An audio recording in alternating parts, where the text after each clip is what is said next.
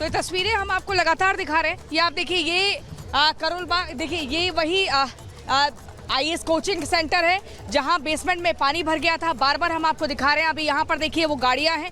ये बेसमेंट में वैसे गाड़ियों की जगह होती है पार्किंग की, लेकिन इस जगह पर इस कोचिंग सेंटर के मालिक ने लाइब्रेरी बनवा रखी थी। साथ ही बच्चों के सेल्फ स्टडी का पॉइंट बनाया हुआ था कि अगर बच्चों को सेल्फ स्टडी करनी है, लाइब्रेरी से कुछ किताबें लेनी है तो उन्हें बेसमेंट में जाना होगा। लेकिन यहीं पर आपको बता दें उज्जवल, देखिए दूसरी तरफ जो है वहाँ पर नाराज छात्र जो हैं वो लगातार प्रदर्शन कर रहे हैं, नारेबाजी कर रहे हैं, इंसाफ की मांग कर रहे हैं, अपना गुस्सा दिखा रहे हैं। क्योंकि आपको बता दें, तानिया, श्रेया और नवीन, ये वो 3 स्टूडेंट्स हैं जिनकी बेवजह जिंदगी खत्म हो गई। इनके परिवार में मातम पसरा हुआ है, सभी का रो रो कर बुरा हाल है। ये वो स्टूडेंट्स हैं जो अपने सपनों को पूरा करने के लिए आए थे, IAS की तैयारी करने के लिए आए थे। और नवीन की अगर हम बात करें तो वो तो केरल से बताए जाते हैं और अभी 6 से 8 महीने पहले ही एक बड़ा सपना लेकर केरल से राजधानी दिल्ली की तरफ आए थे। लेकिन ऐसा हो जाएगा ये शायद ही किसी ने सोचा था। एक बड़ी लापरवाही है। मजिस्ट्रेट जांच के आदेश दिए जा चुके हैं। अब जांच के बाद रिपोर्ट का इंतजार किया जा रहा है। लेकिन ये मामला राजनीति का नहीं है, इसमें आरोप प्रत्यारोप भी किया जा रहा है। लेकिन इसमें जिसकी जिम्मेदारी थी, यानी कि इस इलाके के लोकल लेजिस्लेटर यानी कि विधायक की, दुर्गेश पाठक की, एक बड़ा सवाल उनसे खड़ा होता है। जब बार बार जनता आपके पास जा रही है कि नालों की सफाई करवाइए, डिसिल्टिंग करवाइए, तो आखिर उन्होंने लापरवाही क्यों बरती? प्रगति हमारे साथ लगातार बनी हुई है। प्रगति, ओवर टू यू। बिल्कुल प्रियंका, ये बड़ा सवाल यहाँ पर खड़ा हो रहा है कि नालों की सफाई इस हादसे के बाद क्यों कराई गई? जब पहले शिकायत की जाती है तब कोई एक्शन क्यों लिया जाता नहीं है और ऐसे बड़े हादसों का इंतजार किया जाता है? कुछ यहाँ पर स्टूडेंट्स भी हैं, उनसे बात करने की कोशिश कर लेते हैं। आप यहीं पढ़ते हैं? हाँ जी, मैं यहीं पे पढ़ता हूँ। ये जो 3 छात्र बताए जा रहे हैं जिनकी मौत हुई है, उनके बारे में जानते हैं? नहीं, मैंने उनके बारे में नहीं जानता क्योंकि मैं यहाँ से कोचिंग नहीं कर रहा हूँ। मैं एक्चुअली अनअकैडमी से कोचिंग कर रहा हूँ। तो यहाँ पर ये जो परेशानी है पानी भरने की, जल भराव की, हमेशा ऐसी रहती है? ये अभी बहुत ज़्यादा फ्रिक्वेंटली हो गई है। कल भी मेरे घर के पास में जो पानी है यहाँ तक आ गया था, हाफ ऑफ द नीज तक, क्योंकि यहाँ पे ड्रेनेज सिस्टम ही अच्छा नहीं है। यहाँ पे पूरा कंक्रीट का बनाया, अच्छा बनाया, बट जो नाले हैं वो हमें सफाई नहीं होती, तो उसमें हम लोग क्या कर सकते हैं? बिल्कुल, देखिए सीवेज सिस्टम को लेकर यहाँ पर बार बार बात की जाती है और भी स्टूडेंट्स हैं, उनसे बात करने की कोशिश कर लेते हैं। आप बताइएगा, आप इसी यहीं पर जो इतने कोचिंग इंस्टीट्यूट है उनमें से एक में पढ़ाई कर रहे हैं? जी, अभी तो मैं पढ़ाई नहीं कर रहा हूँ, मेरी कोचिंग पूरी हो गई है।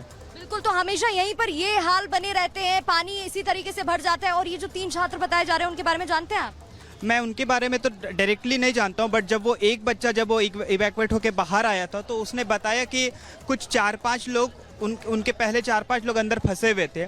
2 लड़की थी जो उनमें से एक लड़के का पैर पकड़ के बाहर आने की कोशिश कर रही थी, लेकिन वो अनफॉर्चुनेटली जब वो पीछे मुड़ के देखे तो वो लड़की नहीं थी, शायद वो अंदर ही फंस गई थी। तो एक्चुअली हमारा यही डिमांड है कि आप नंबर्स तो बता दो कैजुअलिटीज़ का, कितने लोग इवैक्यूएट हो पाए, कितने लोग की कैजुअलिटीज़ हुई है। कोई रॉज IAS की अथॉरिटी नहीं है। कभी कभी आपको नहीं लगता कि ये सारे कोचिंग और सारे जल बोर्ड का कोई बयान नहीं आया है? हाई कोर्ट के ऑर्डर के अगेंस्ट है सारा कुछ। हाई कोर्ट का ऑर्डर है कि एंट्री और एग्जिट अलग अलग होना चाहिए, प्रॉपर वेंटिलेशन होनी चाहिए।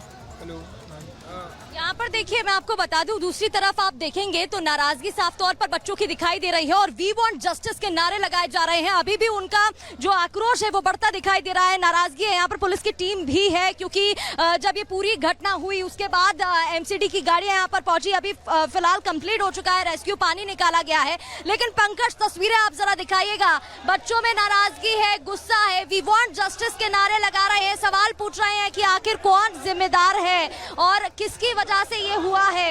ये तस्वीरें जरा देखिए, इनसे भी बातचीत करने की कोशिश कर लेते हैं एक बार। हालांकि बात करने को तैयार नहीं है, लेकिन फिर भी बात करने की कोशिश करते हैं।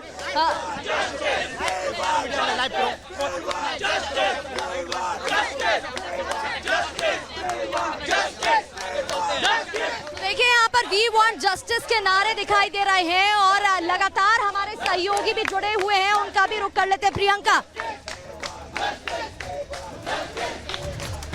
बिल्कुल बिल्कुल सही कह रही हैं आप प्रगति। आप जो दिखा रहे हैं तस्वीरें, वहाँ की साफ तौर पर जो स्टूडेंट्स हैं सभी इकट्ठा हो चुके हैं। यहाँ पर कुछ लोग भी आए। आप लोग सभी लोकल के? Yes yes. कहाँ से हैं? हम लोग, मैं बिहार से हूँ। अच्छा, क्या आप भी स्टूडेंट हैं? मैं बाजीराव में पहले स्टूडेंट था। ये जो जिस तरीके से इतनी बड़ी लापरवाही हुई है, इसके बाद हम देख रहे हैं बाकी स्टूडेंट्स में काफी आक्रोश है। हाँ, हालांकि प्रशासन को इसके बारे में सोच विचार करना चाहिए, है ना? जी, मैं यहीं का लोकल हूँ और मैं ये पिछले कई सालों से देख रहा हूँ, जब से बाजीराव आया है ये सब बने हुए हैं। ये कमर्शियल एरिया तो है नहीं। और यहाँ के एमसीडी क्या कर रही है बताइए? ये महीनों से पानी जब भी भरता है 1 घंटे पानी में इतना पानी होता है। कल मैं खुद यहाँ से निकल गया हूँ।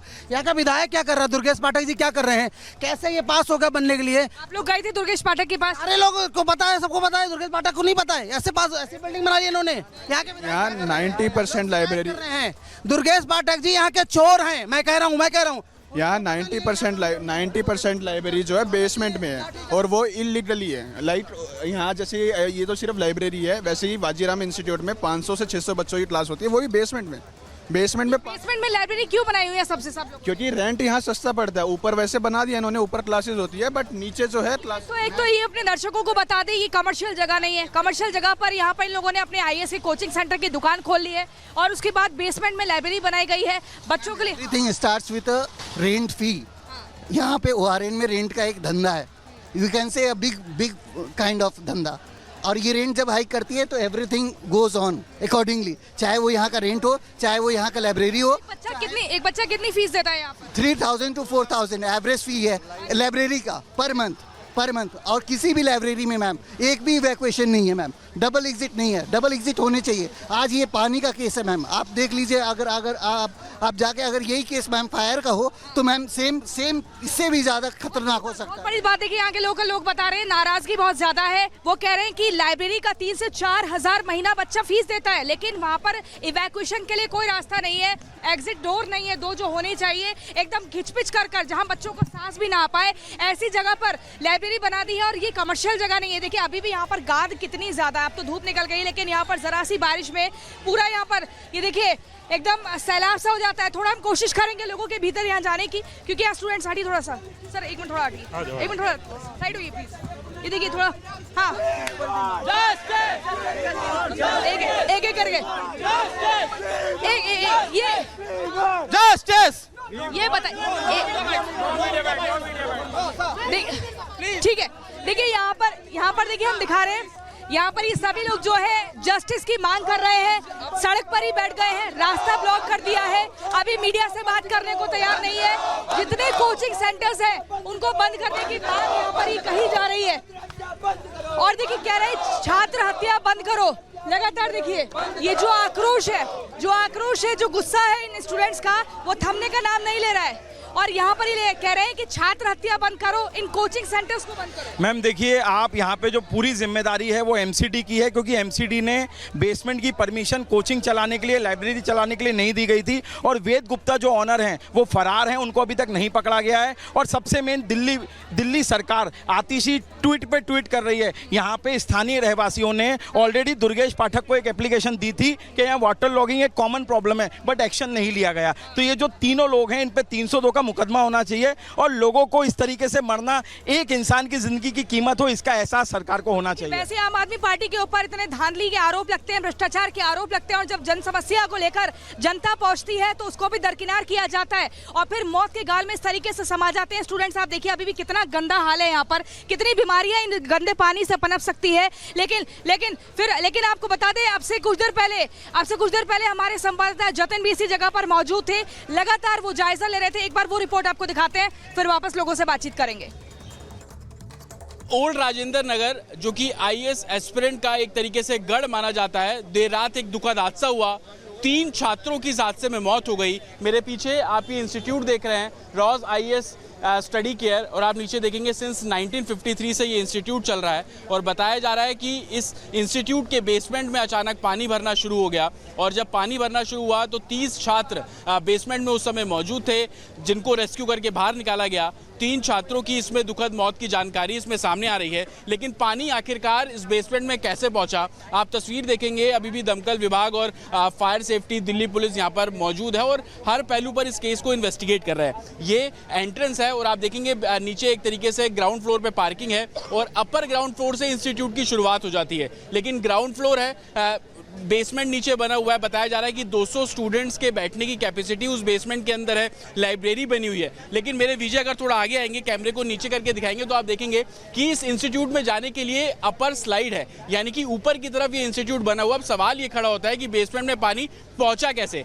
जांच में ये सामने आया कि ये जो रोड है आप देखेंगे इंस्टीट्यूट तकरीबन मेन रोड पर बना हुआ है, सामने करोल बाग की तरफ जाने वाली रोड है, रोड ऊंचाई पर है, बारिश अक्सर होती है तो पानी स्लोप के जरिए नीचे की तरफ आता है, यानी कि इस रोड की तरफ आता है, और जब स्लोप के जरिए पानी आता है तो इंस्टीट्यूट जो कि लेफ्ट हैंड साइड में मौजूद है, और आप देखेंगे कि बेसमेंट में जाने का जो रास्ता है बिल्कुल कोने में, अगर मेरे वीडियो आपको तस्वीरों में दिखाएंगे, वो टूटा हुआ है। बताया जा रहा है कि कल जब बारिश हुई उस बारिश के दौरान जो पानी है वो नीचे गली की तरफ उतरना शुरू हुआ, और तस्दीक आप इस बात से कर लेंगे कि इंस्टीट्यूट के बाहर इस तरीके से आपको पानी जमा हुआ भी नजर आ रहा है। जब गाड़ियां यहां से गुजरी तो काफी तेज बहाव से पानी इस गेट के ऊपर टकराया है, और यही सबसे बड़ा कारण बताया जा रहा है कि पानी जो है वो बेसमेंट के अंदर भरना बहुत तेजी से शुरू हो गया।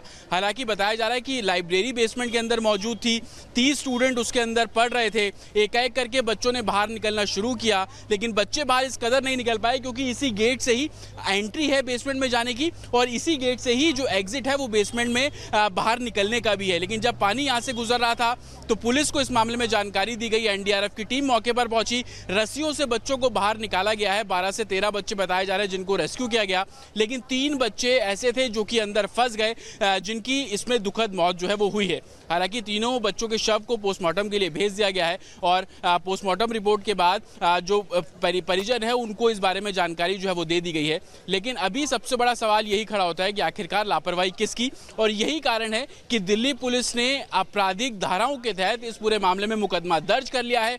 2 लोगों को इस पूरे मामले में हिरासत में लिया गया है, और दिल्ली पुलिस का कहना है कि जो भी दोषी होगा उसके खिलाफ कार्रवाई की जाएगी। बिल्कुल आप देख सकते हैं, रिपोर्ट आप लगातार देख रहे हैं, अपडेट आपको बता रहे हैं, लेकिन यहाँ पर पुलिस की टीम मौजूद है और समझाने की कोशिश कर रही है इन बच्चों को जो कि नारेबाजी कर रहे हैं, स्टूडेंट्स नाराजगी जता रहे हैं, सवाल पूछ रहे हैं, और टीम उनको समझा रही है कि आप प्लीज अपना प्रोटेस्ट रोक दीजिए। लोग हैं उनसे बात करने की कोशिश करते हैं, आप बताइएगा यहाँ पर समझाने की जी। लेकिन ये देखिए ना आप किस तरह से हो रहा है यहाँ पे 20 से ज्यादा लोगों की अनऑफिशियल डेथ की खबर है, और यहाँ पे लगातार हमें ये बताया जा रहा है कि आप यहाँ चुप रहिए, ट्यूसडे को आइए। लगातार हमें यहाँ कोई कंफर्म ट्रांसपेरेंसी हमें नहीं दिखाई जा रही है यहाँ पे। तो हम यही डिमांड कर रहे हैं सबसे पहले कि जुराव के जो डायरेक्टर हैं आशुतोष गुप्ता को गिरफ्तार किया जाए, और ये जो मेयर है, एमसीडी का मेयर है, वो यहाँ पे आए, वो जो देखिए समझाने की कोशिश की जा रही है। लगातार इस बड़ी खबर पर अपडेट आपको दे रहे हैं, मजिस्ट्रियल जांच के आदेश दे दिए गए हैं, लेकिन जिम्मेदार कौन, ब्रेक के उस पार आपको बताएंगे। देखते रहिए।